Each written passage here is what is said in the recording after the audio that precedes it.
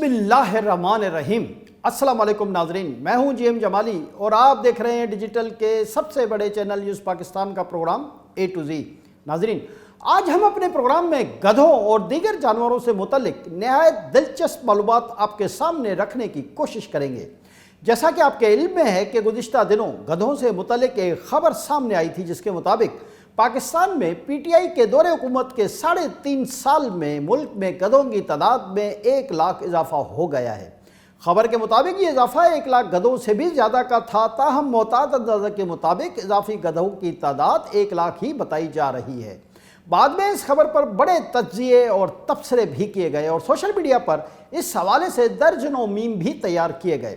Pakistan peoples party से ताल्लुक़ रखने वाले सेनेटर वकार मेहदी ने सेनेट के इजलास के दौरान खड़े होकर यहाँ तक कह दिया कि पीटीआई दौरे हुकूमत में बढ़ने वाले ये तमाम गधे पीटीआई के ही हैं, जिस पर पीटीआई के अरकान ने हंगामा किया। ताहम स्पीकर ने ज़ाब्ते की कार्रवाई से सेनेटर वकार मेहदी के अल्फाज हज़्फ करवा दिए थे। वाज़ेह है कि पाकिस्तान और भारत समेत खत्ते के दीगर ममालिक में गधे को एक सुस्त, कम अकल और बेवकूफ़ सा जानवर समझा जाता है। इसीलिए आम गुफ्तगू में भी जब किसी की बेवकूफ़ी की तरफ इशारा करना हो तो उसे गधे से तशबीह दी जाती है। लेकिन दूसरी तरफ दुनिया के कुछ मुल्क ऐसे भी हैं कि जहां गधों को खुशबख्ती की अलामत समझा जाता है, बल्कि कुछ ममालिक में तो गधा कौम के लिए फ़ख्रिया जानवरों में शुमार होता है। अमेरिका में गधे को ज़हीन तरीन जानवर तस्लीम किया जाता है, यहाँ तक कि अमेरिका में एक बड़ी सियासी जमात का इंतखाबी निशान भी गधा ही है। इन तमाम मज़कूरा ममालिक में गधों की बड़ी ताज़ीम व इज़्ज़त की जाती है और एहतराम व कदर की नज़र से देखा जाता है। इसके अलावा हमारे पड़ोसी मुल्क चीन में भी गधे की बड़ी अहमियत है। चीन में गधों की अहमियत क्यों है, इसका तफसीली ज़िक्र हम आगे चलकर ही करेंगे। जी नाज़रीन, अब आते हैं असल खबर की तरफ। आदाद व शुमार से पता चलता है कि पाकिस्तान में गधों की आबादी में पिछले कुछ सालों के दौरान मुसलसल इजाफा हो रहा है। इक्तसादी सर्वे के मुताबिक 2021-22 के जारी करदा आदाद व शुमार ने बताया कि पाकिस्तान में गुज़िश्ता माली सालों के दौरान गधों की आबादी बढ़कर 5.7 मिलियन हो गई। वाज़ेह रहे कि 2019-20 में मुल्क में गधों की तादाद 5.5 मिलियन थी, लेकिन 2020-21 में गधों की ये तादाद बढ़कर 5.6 मिलियन थी। इसके अलावा इतलात हैं कि 2022 में भी गधों की तादाद में इजाफा हुआ है और रवां बरस में भी ये ट्रेंड इसी तरह ऊपर की तरफ बरकरार है। सर्वे रिपोर्ट के मुताबिक मुल्क में पाले जाने वाले मवेशियों की आबादी 53.4 मिलियन है। ये वो मवेशी हैं जो आमतौर पर घरों में रखे और पाले जाते हैं। सर्वे रिपोर्ट के मुताबिक इस वक्त पाकिस्तान में भैंसों की तादाद 43.7 मिलियन है, जबकि इस वक्त मुल्क में भेड़ें 41.5 मिलियन के लगभग हैं। सर्वे के मुताबिक पाकिस्तान में बकरियों की तादाद 31.9 मिलियन हो गई है, जबकि मज़कूरा सर्वे से हासिल होने वाले आदाद व शुमार से पता चलता है कि मुल्क में इस वक्त 1.1 मिलियन ऊँट हैं, जबकि घोड़ों की तादाद 0.4 मिलियन है। इसके अलावा इस वक्त मुल्क में खच्चरों की तादाद 0.2 मिलियन के करीब है। वाज़ेह रहे कि 2017-18 के बाद से इन नंबरों में कोई तब्दीली नहीं हुई है। ताहम इसके बाद आने वाले सालों में मज़कूरा तमाम जानवरों की तादाद में इजाफा ही हुआ है, जिसमें गधों की तादाद में काबिल ज़िक्र इजाफा भी शामिल है। अहम बात यह है कि मुल्क में लाइव स्टॉक की वजह से 2021 से 2022 तक ज़रई वैल्यू एडिड प्रोडक्ट्स में तकरीबन 61.9% इजाफा रहा, जबकि जीडीपी में लाइव स्टॉक ने 14.0% का हिस्सा डाला। यह आदाद व शुमार कौमी मईशत के हवाले से खासले हौसला अफजा है। जी नाज़रीन, दिलचस्प बात यह है कि सर्वे के आदाद व शुमार से पता चलता है कि पाकिस्तान के देही इलाकों में रहने वालों की सबसे अहम मुआशी सरगर्मी मवेशी पालना है। 80 लाख से ज़्यादा ऐसे ख़ानदान हैं जो देही इलाकों में रहते हैं, वो मवेशी पालते हैं। ताहम शहरी इलाकों में रहने वालों में भी अब मवेशी पालने का रुझान बढ़ रहा है। देही इलाकों में रहने वाले 80 लाख से ज़ायद ये ख़ानदान मवेशियों की पैदावार में मसरूफ़ अमल रहते हैं और अपनी आमदनी का तकरीबन 35 से 40% हिस्सा मवेशियों की पैदावार से हासिल करते हैं। शायद इसी वजह से सिर्फ 2 साल में लाइव स्टॉक से मजमूई वैल्यू एडेड प्रोडक्ट्स की कीमत 5.3 अरब रुपए से बढ़कर 5.4 अरब रुपए हो गई है। वाज़ेह है कि यह आदाद व शुमार बिल तरतीब 2021 और 2022 के हैं। यह इजाफा 3.26% का है। मज़कूरा सर्वे रिपोर्ट में यह भी कहा गया है कि हुकूमत ने मुल्क में इक़्तिसादी तरक्की خوراک کی حفاظت اور غربت کے خاتمے کے لیے لائیو اسٹاک کے شعبے پر خصوصی توجہ مرکوز کر رکھی ہے۔ رپورٹ میں مزید کہا گیا ہے کہ لائیو اسٹاک کی ترقی کی مجموعی حکمت عملی پبلک سیکٹر کے ساتھ پرائیویٹ سیکٹر میں بھی ترقی کو فروغ دینے کا عزم رکھتی ہے۔ حکومت کا دعویٰ ہے کہ وہ اپنی بہترین پالیسیوں کے ذریعے اس شعبے میں ترقی کے لیے سازگار ماحول فراہم کر رہی ہے۔ حکومت کا یہ بھی دعویٰ ہے کہ وہ اس پورے نظام کو بھرپور انداز میں ریگولیٹ کرنا چاہتی ہے۔ ان ریگولیٹری اقدامات کا مقصد مویشی پالنے والوں کو ویٹرنری ہیلتھ کوریج فراہم کرنا ہے، جبکہ اس کا مقصد یہ بھی ہے کہ عوام میں مویشی پالنے کے طریقوں کا شعور پیدا کیا جا سکے۔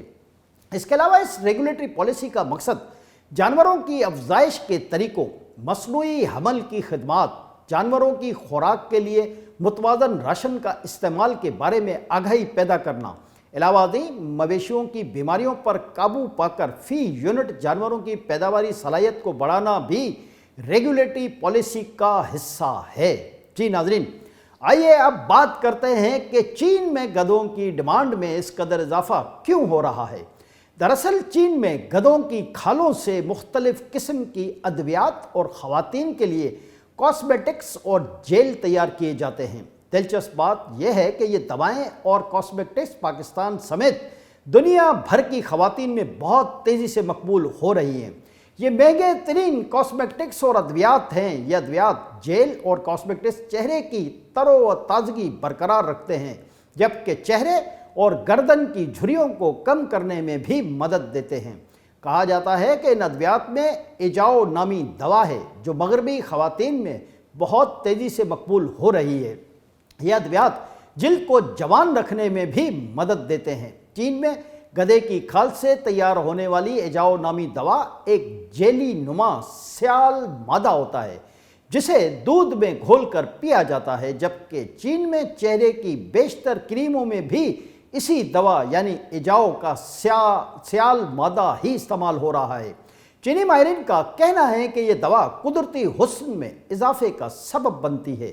یہ مہنگی ترین دوا ہے۔ اب اہم بات یہ ہے کہ ایجاؤ بنانے کے لیے شرط یہ ہے کہ گدھا جس کی کھال ایجاؤ بنانے کے لیے استعمال ہو رہی ہو اس کی عمر 5 سے 6 ماہ کے درمیان ہی ہونی چاہیے۔ زیادہ عمر کے گدھوں کی کھالیں اس دوا کے بنانے میں کارگر ثابت نہیں ہوتی۔ تاہم دیگر دوائیں اور کاسمیٹکس ہر عمر کی گدھوں کی کھالوں سے بنائے جا رہے ہیں۔ گدھوں کی کھالوں سے جیلی ٹین بھی تیار کیا جاتا ہے جو چینی ماہرین کے مطابق عام جیلی ٹین کے مقابلے میں بہت زیادہ اثر اور بہتر ہے۔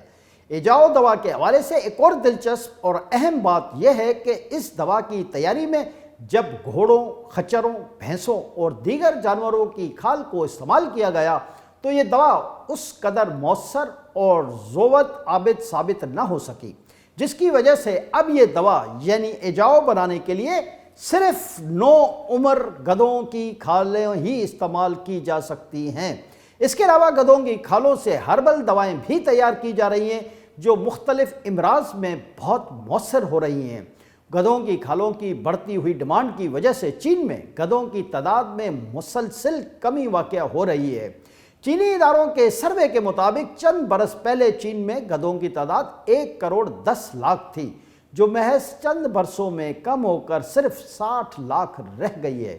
یعنی گزشتہ چند برسوں میں چین میں گدھوں کی تقریباً آدھی نسل ختم ہو چکی ہے۔ چین میں اگر گدھوں کی کھالوں کو استعمال کرنے کی یہی رفتار رہی تو خدشہ ہے کہ آئندہ چند برسوں میں چین میں گدھے ناپید ہو جائیں گے۔ جی ناظرین، دوسری طرف پاکستان میں گدھوں کی تعداد میں اضافے کا ایک بڑا سبب یہ ہے کہ پاکستان سے گدھوں کی کھالیں بڑی تعداد میں چین ایکسپورٹ کی جا رہی ہیں۔ ان کھالوں کی پاکستانیوں کو بہت اچھی قیمت مل رہی ہے۔ یہی وجہ ہے کہ پاکستانیوں میں گدھے پالنے اور ان کی افزائش بڑھانے کا رجحان بھی بڑھ رہا ہے۔ پاکستانیوں میں اس رجحان کی وجہ سے ملک کے برآمدی حجم میں بھی اضافہ ہو رہا ہے اور ملک کو زر مبادلہ حاصل ہو رہا ہے۔ لیکن اس معاملے کا دوسرا اور سنگین پہلو یہ ہے کہ گدھے کی کھال حاصل کرنے کے لیے اسے ذبح کرنا پڑتا ہے۔ ذبح ہونے کے بعد کھال کے علاوہ گدھے کا گوشت اس کے مالک کی نظر میں گدھے کی کھال کا ہائی پروڈکٹ ہوتا ہے، لہذا ذبح ہونے والے گدھے کا گوشت